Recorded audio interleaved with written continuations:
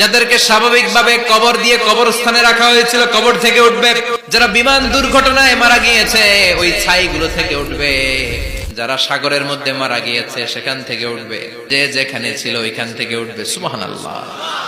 লক্ষ লক্ষ মানুষ উঠে বলবে আমাদের ঘুম ভাঙাইলো কে? ফেরেশতারা বলবে হাযা মা ওয়া'দার রহমান, আজকে হলো ওই দিন যেদিনের প্রতিশ্রুতি রহমান দিয়েছিল। সূর্যটা মাথার কাছে চলে আসবে সেদিন। সূর্যের প্রচন্ড তাপে মাথার মগজগুলো ভাতের মাড়ের মতো গলে গলে নাকের ছিদ্র আর কানের ছিদ্র দিয়ে বেয়ে বেয়ে পড়বে। জিহ্বাটা তৃষ্ণায় বেরোতে বেরোতে নাভি পর্যন্ত এসে ঝুলে থাকবে।